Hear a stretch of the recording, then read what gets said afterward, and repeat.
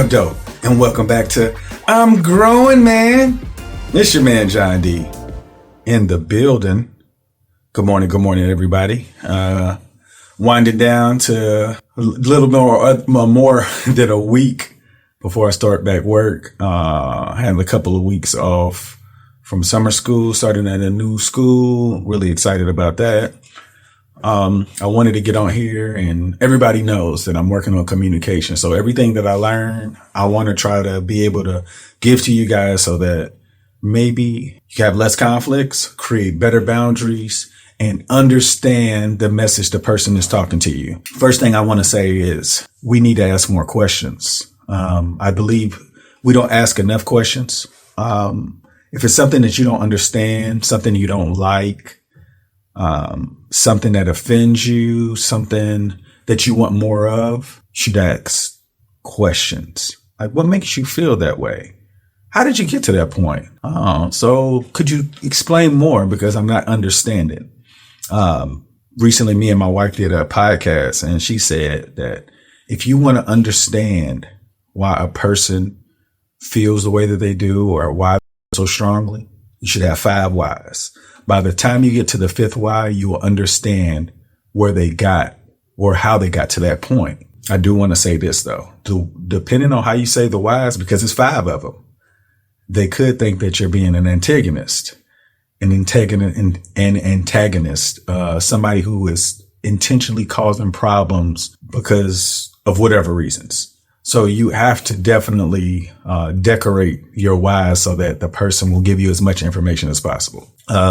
If you see somebody and they have something you want, or they're doing things that you would like to do, if you don't ask questions, how will you ever get there? You would have to do your own research, but the information is really amongst us. We just need to know how to ask the question and how to practice the behavior so that we can get a different result. I do believe, like, before you come up with an opinion, an assumption, or even a good response, you should repeat what you think you've heard, because this will allow the person who's giving you the message to process what they think they said. And depending on how you heard it, this person will be able to correct you or say, you're absolutely right. And when you get to that point, it's less of an idea that a conflict will occur. I think that's really the biggest downfall of man, is the lack of effective communication.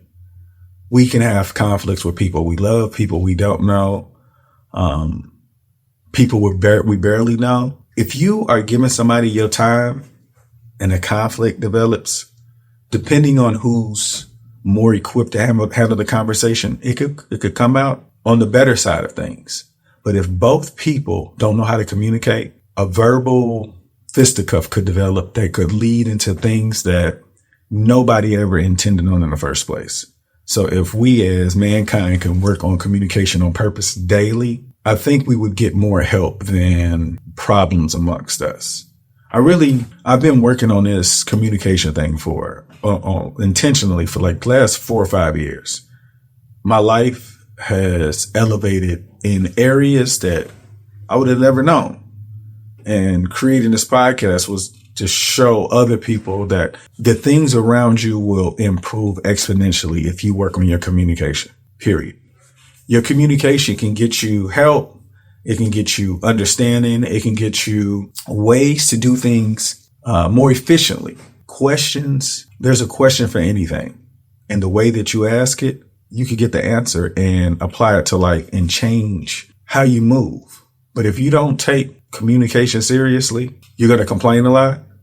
You're going to argue. You're not only that, you're going to believe that you're right, because some people won't even argue with you. Like, have you ever heard I agree to disagree? Now, my wife knows I hate I agree to disagree, because to me, I feel like if you knew why I was saying it, you would understand.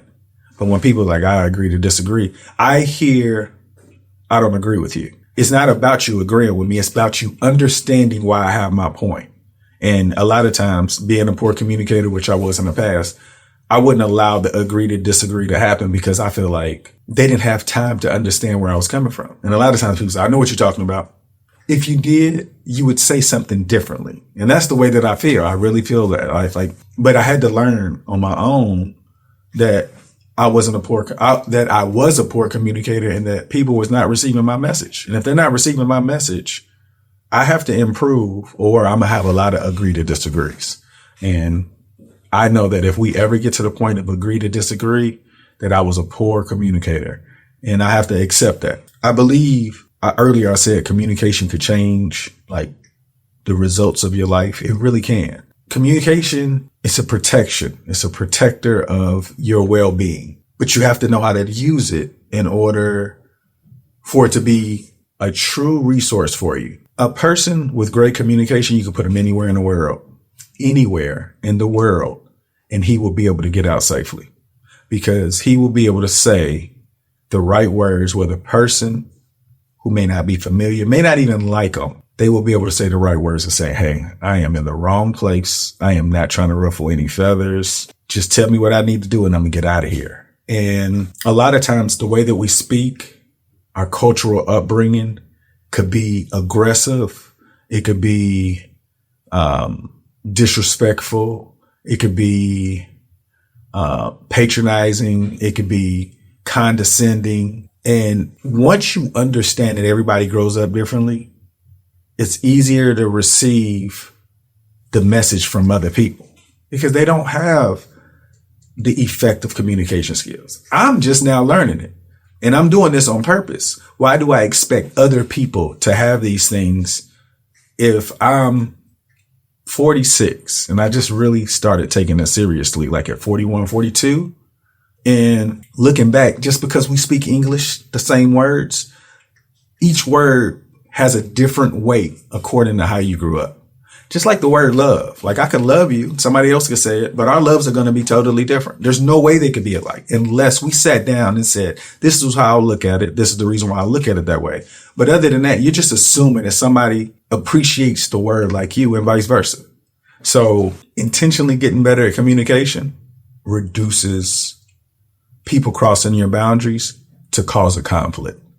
And when I say conflict, it's just a conflict is just a disagreement. Now, a disagreement can lead into several other things after that. It can also create an energy in you that makes you feel like you have to carry if somebody does something that you don't like. For example, if you and I are having a conversation, you say something to trigger me. If I don't say, hey, what did you mean by this when you said this? I'm assuming I knew what your intent was. But if we're friends, or we're not even friends, why is this person supposed to know that that was my trigger word? The idea that I think that somebody else is supposed to know my trigger word is unfair to that person. And now they're about to get into a conflict with you because they didn't know that they disrespected you. I tell all of my friends, my students, anybody's willing to listen. Disrespect has to be on purpose. Like if I know this is your boundary and I cross it, that's disrespect. But if I cross your boundary and you never told me, you can't assume that I knew that. And a lot of times people assume that if you cross this boundary, they did it on purpose. No, they didn't know that that was the boundary. And if you don't say, hey, when you said this made me feel a certain type of way. And I was going to say something, but I just wanted to make sure, what did you mean by this? I know some people say, I ain't got time for all of that. Well, then you got time to fight. And I tell you this, there's no fighting that ends up being a benefit. Nobody gets anything out of fighting. It's a temporary gratification and you got to hope you win. And even if you do win, you got to hope that the person received the message so they don't do it again. And if you didn't, like, let's say if the conflict comes to a point where it's a physical altercation, no, nothing's worth that. Anything could happen. An accident could happen. And I don't think we put that into consideration when we enter conflicts. We feel like we can control it, but most of us can't control our own emotions. So how are we going to control when anger is now getting inside of our body? And when I say that, I mean, like, if it's hard to control your emotions when you're upset, it's even more difficult. And you may not even do anything, but on the inside, it's like steam, like with a pot, like the top on a pot.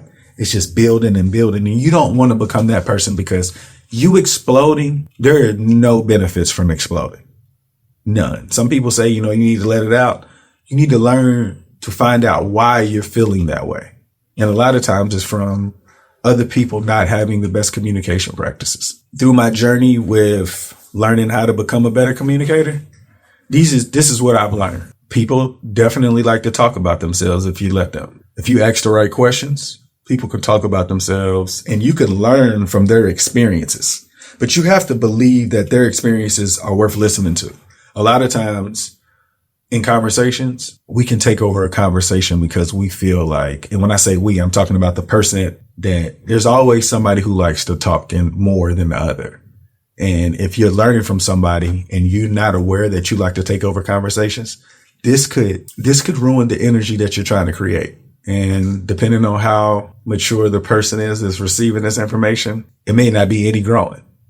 So ask questions, make sure you give the feedback or the information that you heard, repeat it so that the other person can say, hey, yeah, this is what I meant, or no, this is not what I meant. Last thing, the way you deliver your information, we all know how to speak to strangers when we want something. It sounds nice. It sounds warm and welcoming. We need to use that for the people that we love. If they make you mad, there's no reason to return that energy. If you love this person, you have to be more mature in being able to understand what they were trying to say. If you only see the it creates immeasurable consequences. And if you take an effort in just becoming better and effectively communicating, the results that you're working on, you don't even know what they're going to look like. Because people will work harder for you if they believe in what you're doing. And if you know how to say it correctly, the word of mouth of others will be able to give you resources that you didn't even have. People like to help people that know how to talk to people. You could be that person. Ask questions, give feedback, and make sure you repeat what you heard so that they can clarify. And at the end of the day, listen. If you're not the ones talking, listen. Listening is by far the most important part before you ask that question. Because if you don't listen, you could ask a question or make a statement that has nothing to do with what they're looking for. Y'all make today better than yesterday. Don't worry about anything you can't control. GATA. Get after that action, or that action will get after you. Be great on purpose.